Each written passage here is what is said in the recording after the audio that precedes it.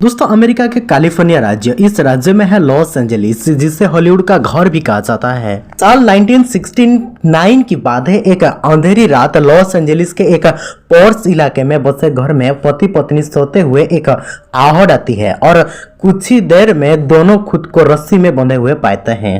सामने खड़े हैं तीन लोग। उसके बाद शुरू होता है एक खूनी खेल जहां चाकुओं से उन दोनों को गोद कर हत्या की जाती है। अगले सुबह जब पुलिस पहुंचती है तो वहां फ्रिज पर हेल्टर स्केल्टर लिखा होता है। दोस्तों इन्हीं दोनों वार के पीछे कुछ कहानी थी अमेरिका के सबसे कुख्यात कल्ट की। एक ऐसा कल्ट जिसके लीडर कहा था कि दुनिया में काले गोरे लोगों के बीच कुछ ही दिन में खतरनाक वैर होने वाला है, जिसके अनुसार वैर की शुरुआत 1969 की गर्मियों में होनी थी। जब ऐसा नहीं हुआ तो कल्ट लीडर मामला अपने हाथ में ले लिया। 2 दिन के अंदर उसने 8 दर्दनाक हत्याएं की ताकि लोगों को सिखाया जा सके कि गोरे की हत्या कैसे की जाती है। दोस्तों कौन था ये मानसून फैमिली और कौन थे ये कल्ट लीडर और क्या है इस हेल्टर स्केल्टर के मतलब? दोस्तों यह सब बात जिस शख्स के मुंह से निकली थी वो था चार्ल्स मैनसन। दोस्तों खूंखार अपराधियों के इतिहास में एक कॉमन होता है कि वो एक बुरा बचपन होता है। दोस्तों मानसून के साथ भी कुछ ऐसा ही हुआ था। पैदा होने से पहले ही पिता ने साथ छोड़ दिया। वहीं उसकी मां ने उसकी पैदाइश के वक्त एक टीनेजर था। नशे में धुत उसकी मां ने मानसून को एक दिन उसे एक जग बियर के लिए बेच दिया था।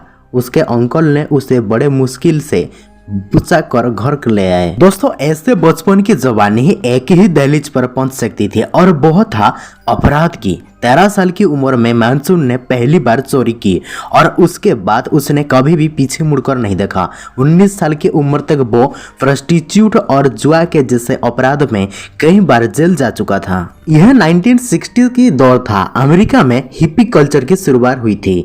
LSD जैसे नशे नए डरग्स शहर में आ चुके थे और रॉक सॉन्ग अपना उफान पर था। रॉक दीवानों का एक ही खुदा था और वह थे बीटल्स। इंग्लैंड से आया एक बैंड जिसने अमेरिका में खलबली मचा दी थी। बीटल्स दीवानों में एक नाम चार्ल्स मैसन का भी था। उसने गिटार बजाना सीख लिया था और वो बीटल्स की तरह संगीतकार बनने का सपना देख रहा था। चार्ल्स के अपने कहानी का एक अलग ही महत्व थे और बहुत साल था 1967 में जब एक मामले में उसे जेल हुई। जेल में उसे साइंटोलॉजी के बारे में जानकारी हासिल हुई।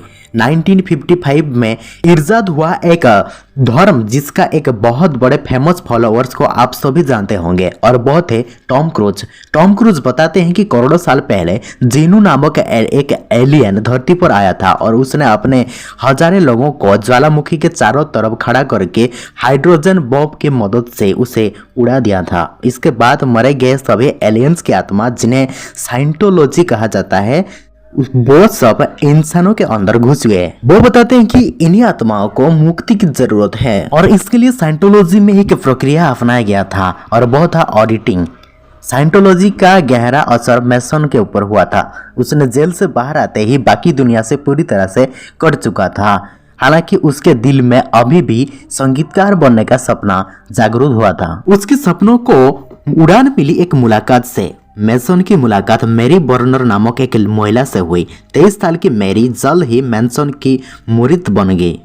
दोनों ही मिलकर पार्क में जाते हैं और मैनसन अपना ज्ञान उसको बखानता था। दोस्तों अक्सर वो औरत उसके निशाने पर थे जिन्हें ड्रग्स तंबाकू का प्रलोभन दिखाकर वो अपना गैंग में शामिल कर लेता था। दोस्तों धीरे धीरे उसके फॉलोअर्स की संख्या बढ़ते गए और वो खुद को एक बड़े धर्म गुरु की तरह पेश करने लगा।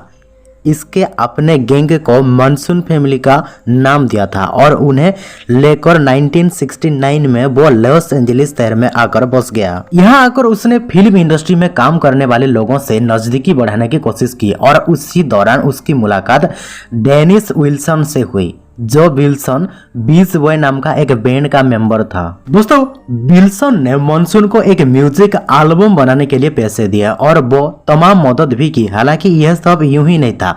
बदले में विल्सन मानसून गैंग की लड़कियों से जबरदस्ती जब चाहे सेक्स करवाता था।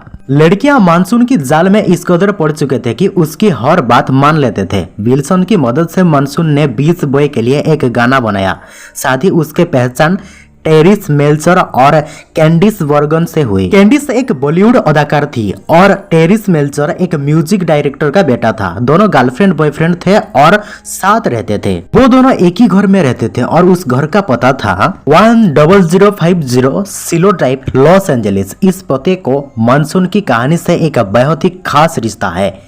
उसका और विल्सन का महीने भर उस घर में आना जाना लगा रहता था, लेकिन कुछ दिन बाद दोनों में टकराव होने लगा। मानसून ने विल्सन के लिए एक गाना लिखा था। जबकि वो गाना रिलीज हुआ तो मानसून को पता चला कि उस गाने में उसको कोई भी क्रेडिट नहीं दिया गया है।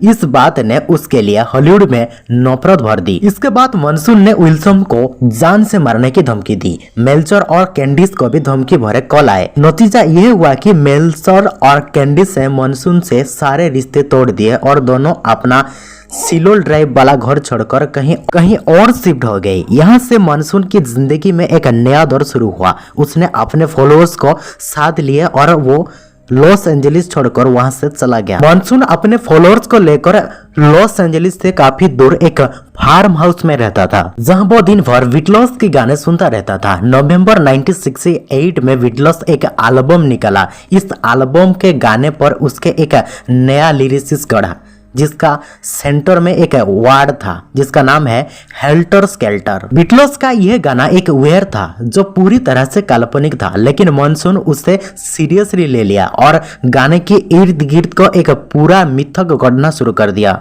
उसने अपने फॉलोअर्स को कहा कि जल्द ही काले और गोरे लोगों के बीच वेयर शुरू होने वाली है, जिसमें पूरी दुनिया खत्म हो जाएगी। कुछ ही महीनों के बाद यह सिर्फ बात ही बनी रही, लेकिन मानसून ने कहना शुरू कर दिया कि वेयर शुरू करने के लिए उससे मदद करनी होगी। उसने यानी मानसून फैमिली को अश्वेत लोगों को सिखाना होगा कि वेयर कैसा होता है। शुरुआत हुई एक ड्रग डीलर को गोली मारने से।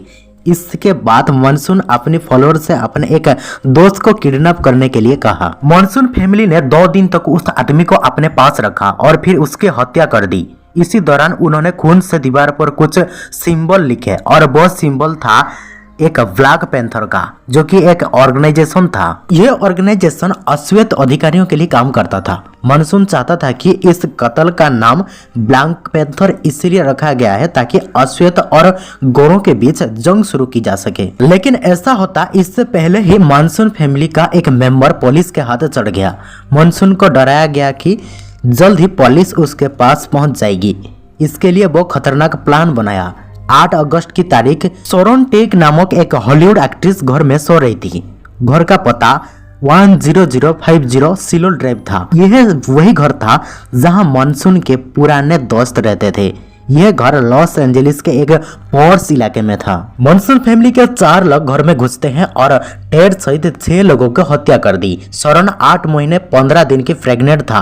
उन्होंने अपनी बच्ची को बचाने के लिए फुल कोशिश की। हत्यारों ने उनकी एक ही भी बात नहीं सुनी। उन्होंने जितनी मिन्नती की, लेकिन इस हत्यारों ने उनकी एक भी बात नहीं सुनी। उन्होंने हत्यारों से यह कहा कि बच्चा पैदा होने के बाद आप उन्हें मार देना, लेकिन बच्चा होने के लिए कुछ समय दे दीजिए। लेकिन यह हत्यारों ने उनकी एक बात नहीं सुनी और उन 8 लोगों को बड़ी बेरहमी से हत्या कर दी। अगले ही सुबह जब पुलिस वहां पहुंचती है तो वहां घर के दीवार पर पिग यानी सुअर लिखा हुआ था। मानसून यही नहीं रुका। अगले ही रोज उसके लोगों ने एक अगले ही पते पर पहुंच जाते हैं जहां रहने वाले पति पत्नी की हत्या की और वहां फ्रिज पर हेल्टर स्केल्टर लिख दिए। 2 रातों के बीच इस पूरे पर्स इलाके में 8 लोगों की हत्या हो चुका था। पुलिस तुरंत हरकत में आई और तहकीकात शुरू कर दी और कुछ ही महीने बाद पुलिस ने मानसून तक पहुंच गई।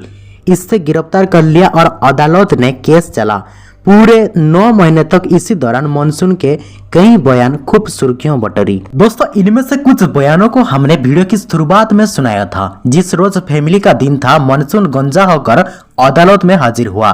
पूछे जाने पर उसने कहा कि मैं शैतान हूँ और शैतान गंजा होता है। मानसून और उसके 3 साथियों को कोर्ट ने फांसी की सजा सुनाई, लेकिन अगले ही साल उसे उम्र कैद में तब्दील कर दिया गया क्योंकि इसी साल कैलिफोर्निया ने मृत्युदंड को समाप्त करने का फैसला लिया था। दोस्तों, मानसून जेल चला गया, लेकिन उसकी कत्ल की कहानी यहीं तक खत्म नहीं हुई। साल 1975 में मानसून फैमिली का नाम का एक बार फिर से सुर्खियों में आया जब उसका एक फॉलोअर्स ने प्रेसिडेंट जेराल्ड फोर्ड की हत्या करने की कोशिश की। किस्मत से किलर की गन जाम हो गई और प्रेसिडेंट का जान बच गया।